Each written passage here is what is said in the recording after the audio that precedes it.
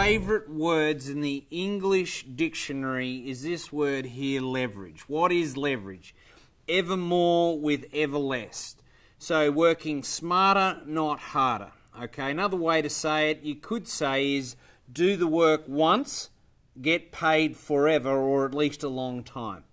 So leverage is a crucial part in able to scale, sustain, and have an amazing business.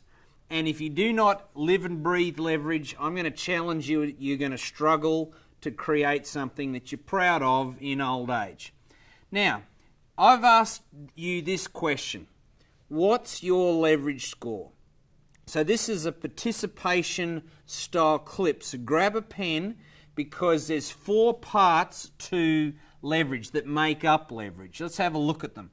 Systems, marketing, people, and finances.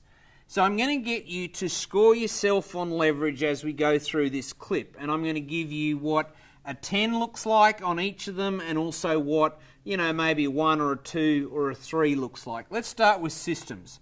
So a 10 out of 10 means that your business is highly systemized. You've got processes, everything from how you processes on your team, in terms of recruiting, selection, onboarding. It's all very systematized, okay? Right through to your accounts department. Is that all systemized in terms of cash flow forecasting, how you do account management, how you do looking at all of your numbers on that side of it. Marketing is highly systemized.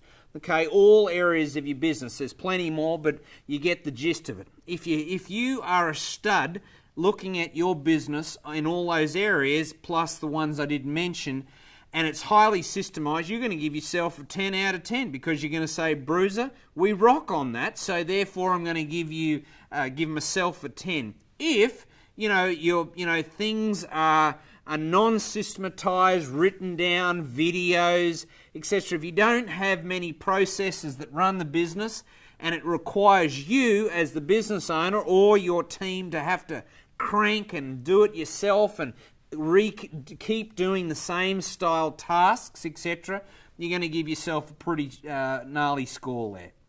Let's have a look at marketing. Marketing. A 10 out of 10, well, firstly, you can't get a 10 out of 10 if your marketing plan is not written down. And you also need a marketing calendar, okay?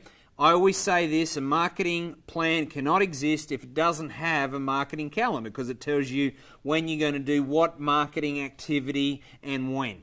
Okay, so that's you're very dialed into your target market. You know your unique selling proposition. What's the guarantee? There's lots of offers. And I suppose another way to say, if you've got a 10 out of 10 or a 9 or an 8, you do not have a problem with leads, okay, and inquiries because you're very good at marketing, therefore marketing is doing its job and bringing new leads to the front door in business. Okay, that would be a 10 out of 10. So give yourself a score. If you haven't got written down and you haven't got enough leads, etc., you're going to give yourself a score there. Okay, people. Okay, this is in terms of having a well-oiled machine as it relates to people. And it doesn't matter whether you've got 1 or 2 people or 500 people in your organization. In terms, if I came down and had a look at your people, I'd look at things like culture. And is culture amazing that people want to work there? They stay with you. You don't have a team retention problem. Okay, you're doing certain activities like leadership surveys on yourself, and you're also surveying your team to see how happy they are, what training they need, etc. All of those parts of a well-oiled machine on people would give you a 10 out of 10. If you've got culture problems and backstabbing and gossip and people don't stay long or they don't perform, etc., you're going to give yourself a pretty small score on people. Lastly, finance.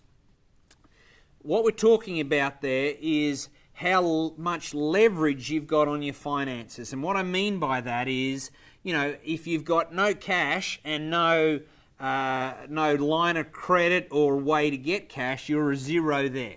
Okay, because it means effectively the business is either bankrupt, insolvent, or at least running on the oil of a rag that hasn't had much juice on it, right? So basically, that's what I'm talking about there. So a 10 out of 10 would mean that you've got your account structures all set up, that money flow. There's another clip. Go and search that. Money flow accounts are all set up. You've built an emergency account if something goes wrong. You've got set structures on your tax so that you've never got a problem with the tax department in whatever country you're viewing this from.